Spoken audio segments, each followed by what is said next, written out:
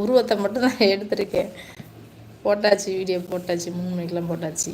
இன்னைக்கு என்ன அங்கே போய் எங்கள் அம்மா, எங்கள் மாமா, எங்கள் சித்தி எல்லாத்தையும் பார்த்து, ரேணுகா அவங்க அம்மா தானே நீங்கள், ரேணுகா அவங்க மாமா தானே நீங்கள், ரேணுகா அவங்க சித்தி தானே நீங்கள் அப்படி சொல்லி எல்லார்டையும் போய் போராடி இருக்கா பிள்ளை. அவங்க நீ யாருன்னே எனக்கு தெரியலையம்மா அப்படி சொல்லியிருக்காங்க. என்ன உங்கள் வீடியோவை நான் தினமும் பார்த்து விட்டு தெரியும், நான் எனக்கு தெரியும். நீங்கள் டெய்லியுமே இந்த வீடியோ வந்து மிஸ் பண்ணாமல் பார்ப்பீங்க, கமெண்ட் பண்ணுவீங்க, இன்ஃபர்மேஷன்லேயும் போய் பார்ப்பீங்க, எல்லாமே பார்ப்பீங்க, நல்லாவே தெரியும். சரியா? நீங்கள் சொல்லணும்னு அவசியமே இல்லை, எனக்கு நல்லாவே தெரியும். பார்த்தீங்கன்னா என்னை மாதிரியே ஒருத்தி இருப்பான், பெரியம்மா பொண்ணு. அவளுக்கு நல்லா தெரியும். அவட்டையும் போய் கேட்டிருக்கா, நீ யாருன்னு எனக்கு தெரியாதா அப்படின்ட்டுருக்கா. அவளுக்கு பார்ப்போம், நாளைக்கு வருவா ஊருக்கு, லைவில் வர சொல்கிறேன். ரொம்ப கூச்சப்படுறான், பயங்கரமாக கூச்சப்படுறான். அப்படி எல்லாருமே எனக்கு உனக்கு தெரியலன்னு சொன்னோடனே அவளுக்கு தாங்கவே முடியல, கஷ்டமாக இருந்துச்சா மனசு. அப்புறம் எப்படியோ அடிச்சு பிடிச்சி எங்கள் அம்மாவை போய் பார்த்துட்டு நான் ரேணுகா ஃப்ரெண்டு அப்படின்ட்டு இருந்தேன். யாரும்மா எனக்கு தெரியலே அப்படின்னு சொல்லியிருக்காங்க.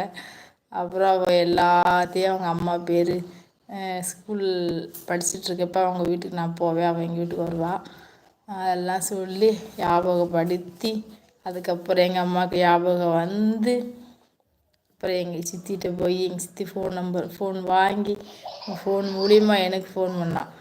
ஃபோன் பண்ணி எங்கள் சித்தி பேசிட்டு அப்புறம் இவட்ட கொடுத்தாங்க. அப்புறம் அவள் பேசிட்டு எங்கள் அம்மாட்ட போய் என்னோடய நம்பர் வாங்கிட்டு எங்கள் அம்மா சொன்னாங்க என்கிட்ட, எங்கள் அம்மா சொன்னாங்க, அவள் சொல்லலை. எங்கள் அம்மா என்ன சொன்னாங்க அப்படின்னா, அந்த பொண்ணு எங்களோட பேசிச்சு ரேணு, அவன் நம்பரை கேட்டுச்சு. அந்த பிள்ளை பேச அந்த பிள்ளை கண்ணில் இருந்து அவ்வளோ கண்ணீர் வருது, என்னால் நம்பவே முடியல, அப்படி ஒரு கண்ணீர் வருது அந்த பொண்ணு கண்ணில் இருந்து அப்படி சொன்னாங்க. கிராமத்தில் உள்ளவர்கள் கூச்சப்படுவாங்க தங்கச்சி. ஆமாம் சொன்னாங்க. ஆனால் அழுதாளா அவ கேட்டேன். ஆமாம், அவள் வந்து நிறைய படித்த பொண்ணுங்கள, ஸ்கூலில் படித்த பிள்ளைங்கள பஸ்ஸில் பார்ப்பாளாம். அவங்கள்ட்ட போய் இந்த மாதிரி நீங்கள் என் கூட படிச்சிங்களே அப்படி போய் கேட்டால், எனக்கு நீ யாருன்னே தெரியல அப்படி சொல்லிடுவாங்களா, கஷ்டமாக இருக்குமா எனக்கு இப்படி சொல்லிடுவாங்க.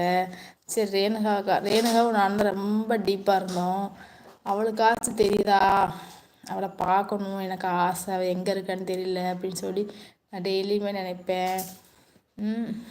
அப்படியே பேசிகிட்டே இருக்கிறப்ப கண்ணில் இருந்து மொளன்னு கண்ணீராக அவ்வளோ வந்துச்சா. எங்கள் அம்மா சொன்னாங்க என்கிட்ட, அந்த பிள்ளை அவ்வளோ பாசம் ரேணுகா மேலே, அப்படி ஒரு கண்ணீர் அந்த பிள்ளை கண்ணில் இருந்து வந்துச்சு. எனக்கு நம்பவே முடியல, இந்த பிள்ளை இவ்வளோ பாசமாக இருக்கே சொல்லிட்டு எனக்கு அவ்வளோ ஒரு ஆச்சரியமாக இருந்துச்சு. எங்கள் அம்மா சொன்னாங்க. அப்புறம் அவள் ஃபோன் பண்ணி அப்போ ஒரு மாதத்துக்கு முன்னாடி டெய்லி 1 hour பேசுவாள் என்னோடய ஃபோனில், வீடியோ கால் பண்ணி பேசுவாள். அப்போ கேட்டேன், ஏன்டி நீ வந்து அழுதையா அப்படின்னு கேட்டேன். ஆமாம், எனக்கு என்னன்னு தெரியல, எனக்கு அழுகையாக வந்துருச்சு அப்படின்னு சொன்னான். எனக்கு அவங்க அம்மாவை பார்த்துட்டேன், அவனோட ஃபோன் நம்பர் வாங்கிட்டேன், அவன் கூட பேசிடலாம், அவனை பார்த்துடலாம் அப்படின்னு நினைக்கிறப்ப எனக்கு அப்படியே அழுகையாக வந்துருச்சு, என்னை அறியாமலே கண்ணீராக வந்துருச்சு அப்படி சொல்கிறா.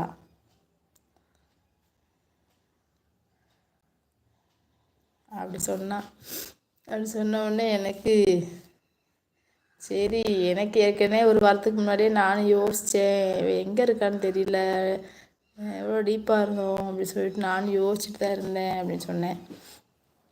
அதாண்டி அடித்து பிடிச்சி ஒரு நம்பரை வாங்கிட்டேன் அப்படின்னு சொன்னான். சரி ரைட்டு, என்ன பரவாயில்ல, பக்கத்து ஊராக போயிட்டா, இங்கேருந்து ஒரு 2 hour ட்ராவல் பண்ணால் அவளை போய் பார்த்துடலாம்.